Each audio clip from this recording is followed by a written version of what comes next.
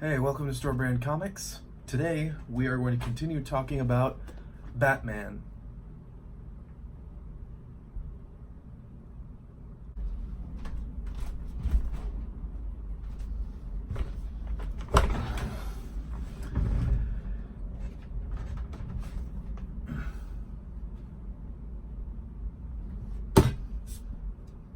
Batman Knightfall.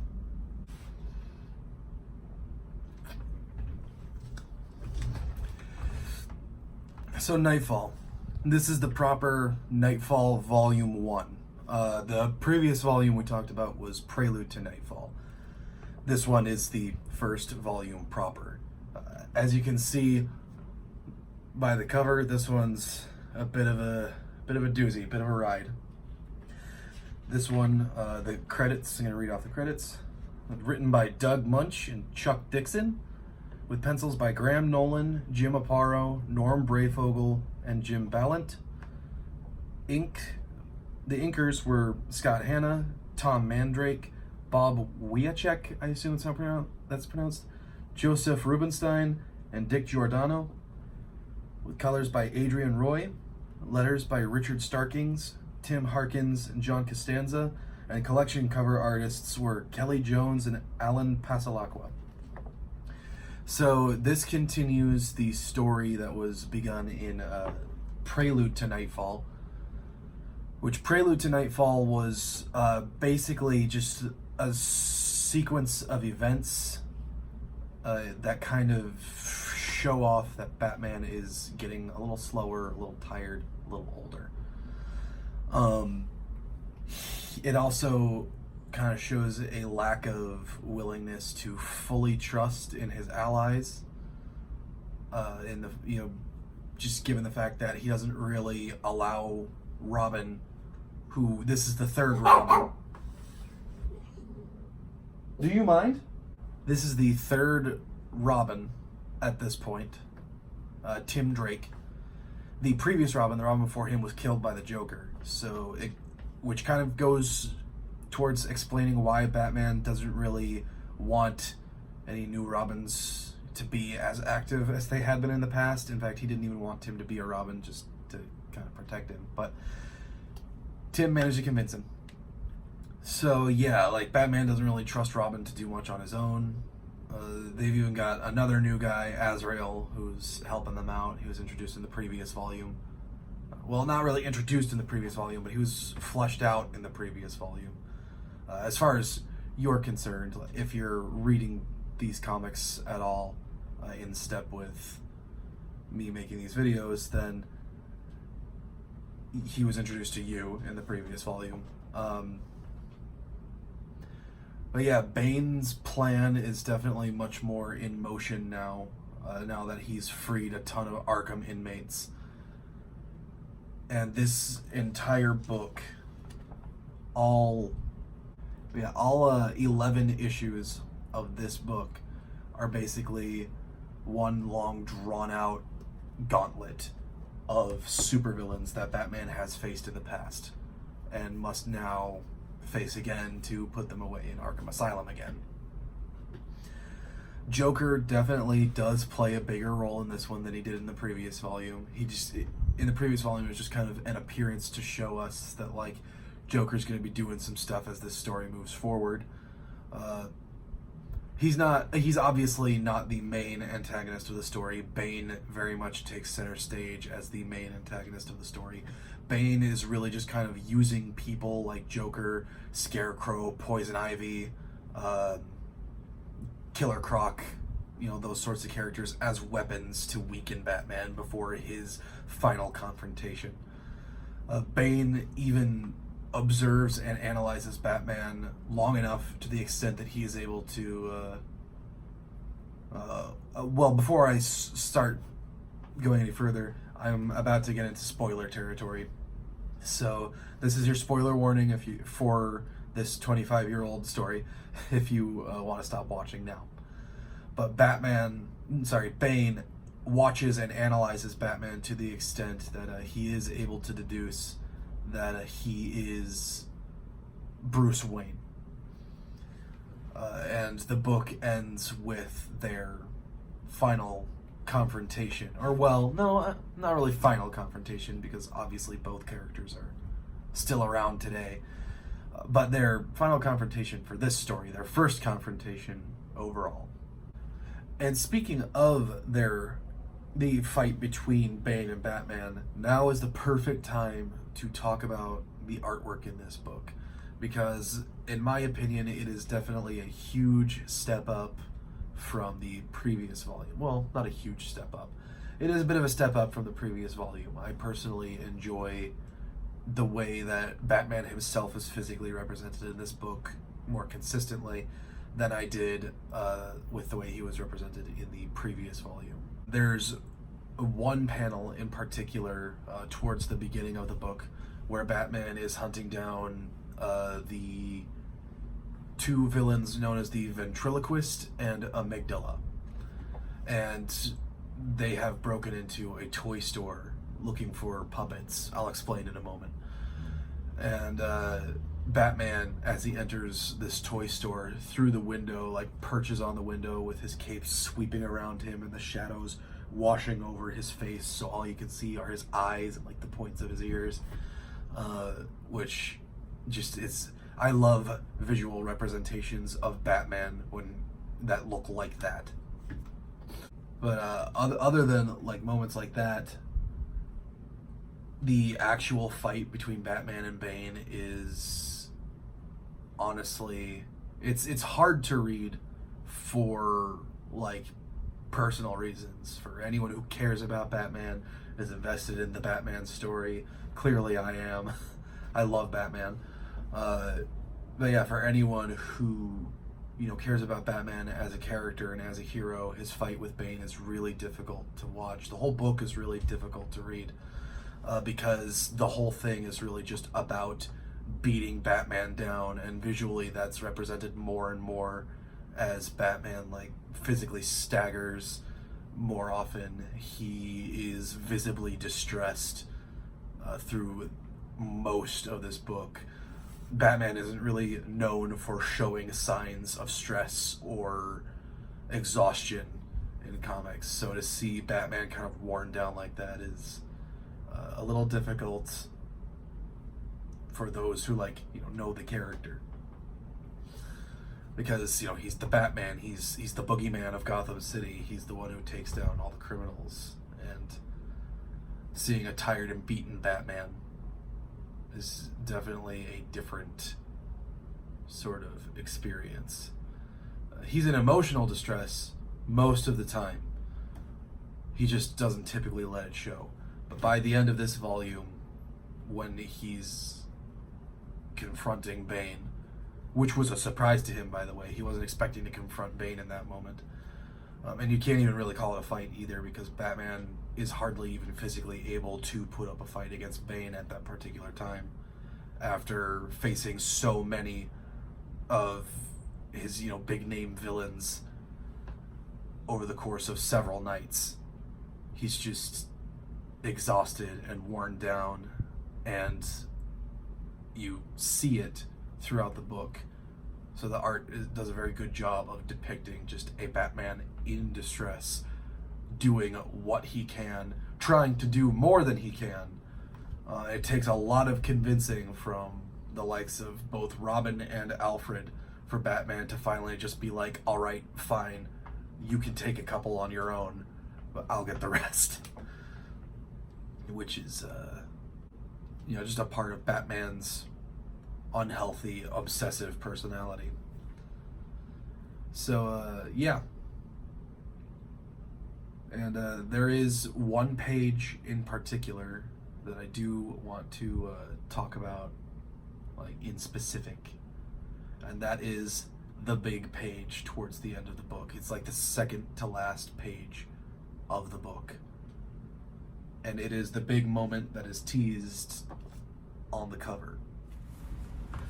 I've seen this page recreated countless times on the internet and in encyclopedias on DC's characters, and it's usually seen wherever you see Bane. Wherever you find info on Bane on the internet or in those encyclopedias, you will see this page in those entries. for those who are reading this for the first time and maybe don't know about the Knightfall story arc, this is a legitimately shocking page to look at, because how could Batman lose like this? I remember when I first learned about Bane as a kid, I was surprised that there was a character who could break Batman like that. Batman was a character who, when I was young, I didn't know a whole lot about, but he was still a character I knew well enough that he was kind of built up as sort of a legend in my mind, alongside the likes of Superman, Spider-Man, and others. So to know that there is a villain who could break him like that, that's that's obviously a harder one for the newly initiated Batman fan, I guess. Or I guess it's not really that hard to swallow, because Batman is just a man, but it is still a difficult story arc to read. I never really grew up with Batman as a particularly important hero. He's a character who has become more important to me personally as I've gotten older than he was when I was a kid. And having grown emotionally attached to Batman in my later years rather than specifically as a kid, as most Batman fans did, I don't know, I feel like when I say things like hard to read, hard to look at, hard to accept sort of thing, I guess it can kind of come across a little disingenuous, because you can accept anything that's presented to you in a comic book. Comic books have always been well known to just kind of tell ridiculous stories about ridiculous characters.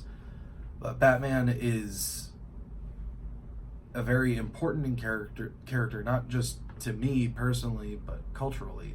And stories like this, while important to him, are still a little difficult to take just because of their unrelenting darkness and brutality. Like, this is a gauntlet of a book to get through, just as Batman himself must run a gauntlet of enemies that he needs to put away to keep his city safe.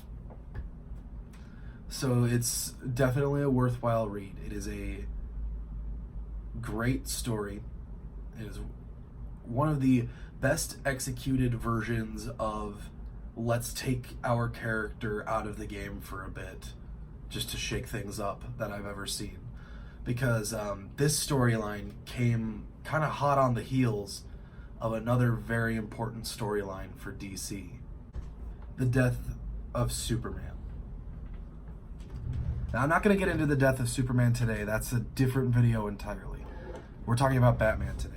But it is important to talk about the death of Superman when talking about the Knightfall Saga, because the two stories really do kind of have a great many parallels to them, and they were written for very similar reasons.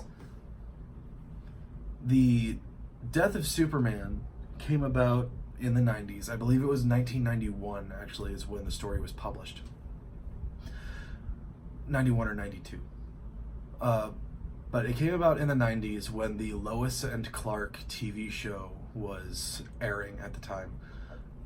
And the writers for Superman, the Superman comics, the editorial team, wanted Superman and Lois to get married. They wanted Clark to propose to Lois. But they were told by, I guess, executives probably, that the comic books aren't allowed to have Superman and Lois get married before the TV show does, because then it would overshadow the show. Which, to me, is total BS. It was the 90s. There was no way a comic book was going to overshadow a television series. And also, the comic book was the source material.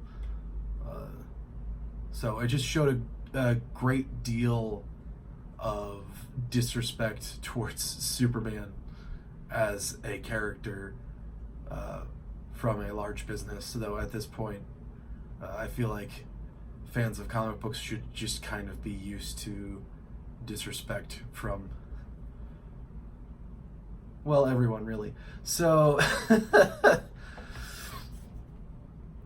So yeah, it showed a great deal of disrespect on a professional level for Superman as a character, and it frustrated the editorial team to the extent that one of the, I believe, writers, I don't remember which writer it was.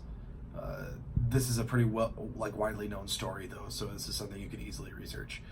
But one of the writers said, "Let's just kill him."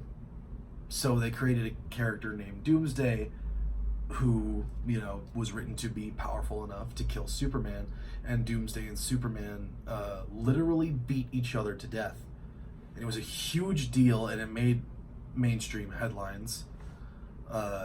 So yeah, after that, Batman kind of needed a similar shakeup, something else to boost his sales, because the 90s were not kind to comic books financially. Like, Marvel filed for bankruptcy in the 90s, or at least they almost did. The 90s are why Marvel sold off all the movie rights to all their characters in piecemeal. So, yeah, like, the 90s were not nice to comic books. They were nicer to DC than to Marvel, but they were not nice to comic books. So how did that affect Batman? Well, that's kind of how the Knightfall Saga came into play. Batman needed a bit of a shakeup, so they thought, well, maybe a younger, newer Batman who was a little darker and a little harder edged would help to boost Batman's sales. So they're like, okay, well, how do we set that up?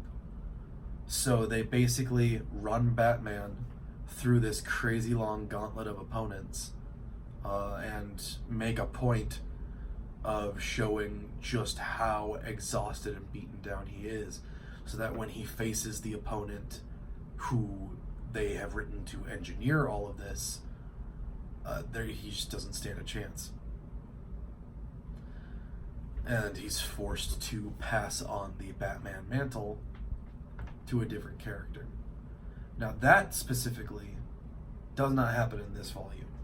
He doesn't pass on the mantle of Batman in this volume. He's just broken in this one. And that's kind of the whole point of this story. So yeah, the first volume of Knightfall definitely throws things into high gear, kicks the overall saga into motion, and finally presents Bane as a true, legitimate threat to Gotham City. And now that Batman is out of his way, there's really not much that can stop him from steamrolling every other defense that Gotham has. So that's Knightfall Volume 1. Knightfall Volume 2, I'm going to have that video up soon. And then that is the last of the books that is technically titled Knightfall, but that is not the end of the Knightfall Saga. It's probably going to take a little longer before I get another Knightfall video up after the Volume 2 video. But I'm going to try and get the Knightfall Saga out in chunks of 3. There are 9 overall volumes to it, so that'll be 3 chunks of 3, I guess. A trilogy of trilogies, if you will. You won't? Okay. Well, I tried. So, Batman Knightfall Volume 1. Written by Doug Munch and Chuck Dixon. Penciled by Graham Nolan, Jim Aparo, Norm Brayfogle, and Jim Ballant. Inked by Scott Hanna, Tom Mandrake, Bob Wiacek, Joseph Rubinstein, and Dick Giordano. Colored by Adrian Roy. Lettered by Richard Starkings, Tim Harkins, and John Costanza, with collection cover art by Kelly Jones and Alan Pasalacqua. So Batman, good character. I probably rambled a little too much about him, but I just care a lot about Batman. So there you have it. Like and subscribe. Comment if you want, if there's anything you think I could improve concerning just the overall quality of the video. There are probably going to be a couple weird edits in this one. My dog barked a lot. So, all right, I'll see you next time. All right, so quick thing that I caught in the editing process. I never did end up explaining who the ventriloquist and amygdala are. This is going to be real fast. The ventriloquist is a crazy ventriloquist guy who has a puppet named Scarface, who's like a gangster sort of puppet, as the name implies, and he believes that this puppet has like a mind and spirit of its own and talks to him and tells him to commit the crimes he commits. And amygdala is a big, angry, scared man named after the part of the brain that is responsible for anger and fear.